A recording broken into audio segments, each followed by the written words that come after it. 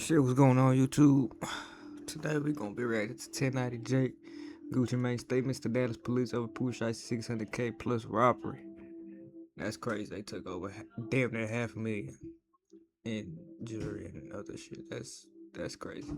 Anyway, let's get to it.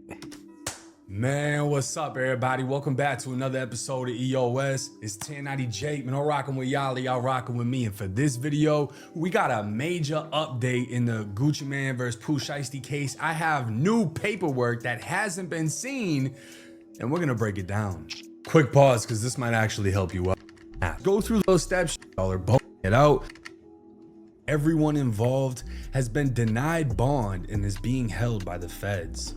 Damn. A picture of Big 30 on the jail yacht has already hit the internet, and Pusha has hired a powerhouse of a legal team. There is no contract, this mystery contract. They have no contract. They have no video of this alleged signing of a contract. They have no guns. They have no jewelry. They have none of that physical evidence. What they have is they have allegedly 5 individuals, one of them being a very well-known individual that is allegedly cooperating with the government and making these allegations against my client and many more.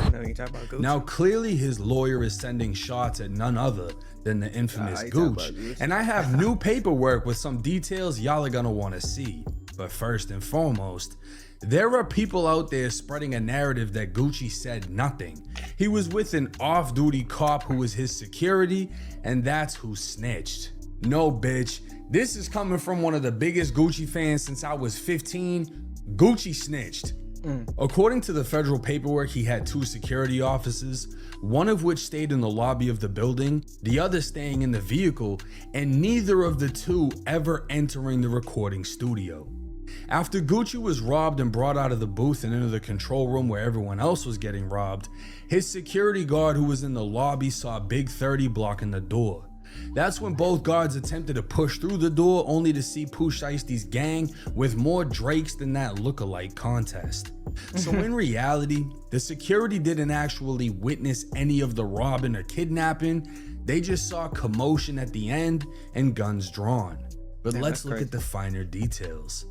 I was able to obtain the incident report from the Dallas Police Department, which states they responded to a robbery in which suspect Pusha had the complainant at gunpoint and took the complainant's property.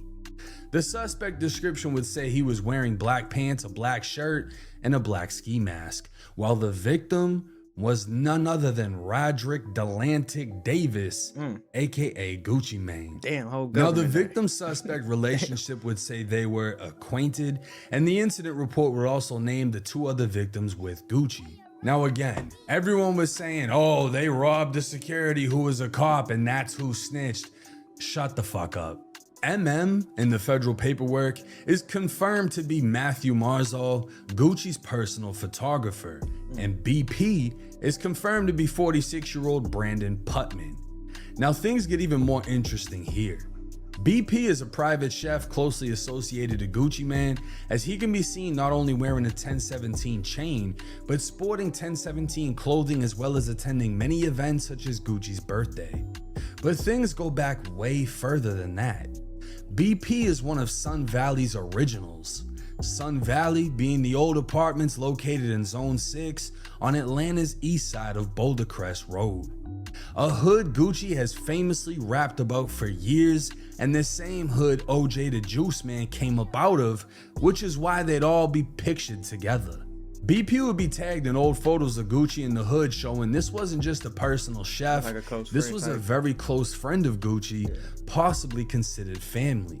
And in that same photo, BP would comment classic, to which someone replied, not one rat or coward among us. Well, BP would also make the news back in 2010 after Clayton County and Fulton County authorities seized over 300 pounds of marijuana valued at $1.7 million, while seizing almost $200,000 in cash, multiple vehicles, and a gun. So BP wasn't just anybody, he was a real nigga, man, but you know.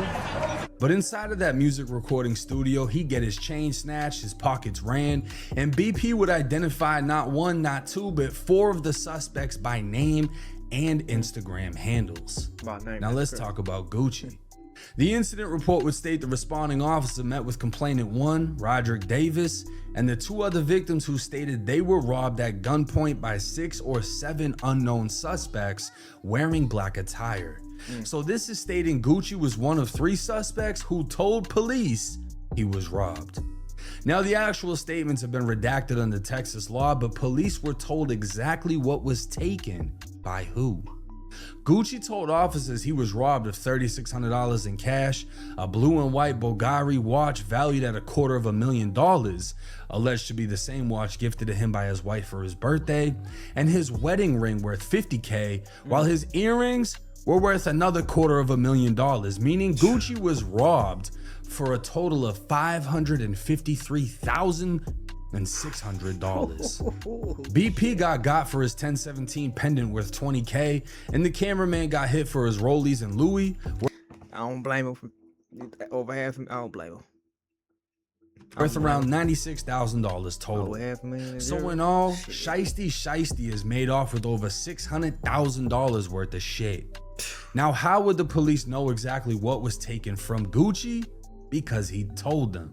Y'all really think Gucci's security was in a whole nother area of the building that didn't see shit, and he's gonna know exactly what got taken from Gucci and the exact value? Or do y'all think Gucci was standing there whispering to his security, telling him what to tell the police so he wouldn't be considered a rat? All in all, it's looking bad for everyone in this situation. Gucci told, Pooh Shiesty them facing life, and crazily enough, none of the evidence has been recovered. No guns, no jewelry, nothing. On top of that, apparently nothing has been found on video. So this whole case is built on statements, meaning Gucci and his team will have to see this through and fully cooperate to get justice. Now again, this paperwork is aligning with the federal paperwork saying Gucci cooperated, and is destroying the false narrative that people put out there of Gucci didn't say nothing, his off-duty security officer, police, whatever, is the one that said everything. I mean, it's complete bullshit. And the funny thing is, the people saying it, Gucci don't even know y'all.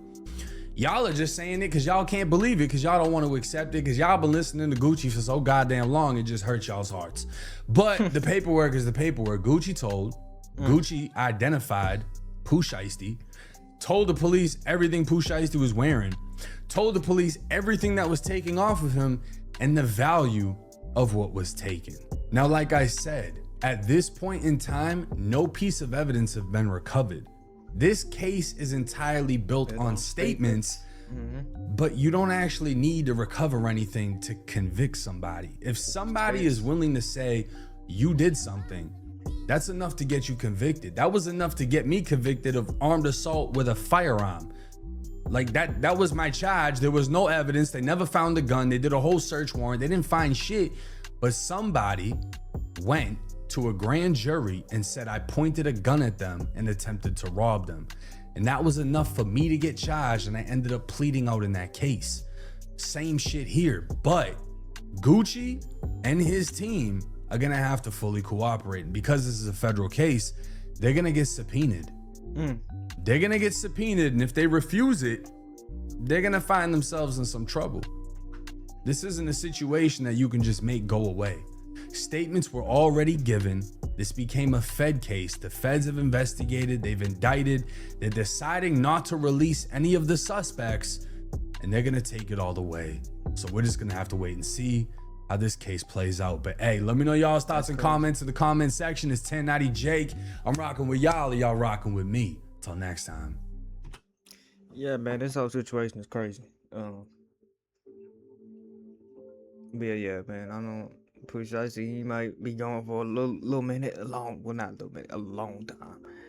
But yeah, man, if y'all fuck with the video, man, like, comment, subscribe. You know what I'm saying? And until then, man, we'll catch y'all in the next one.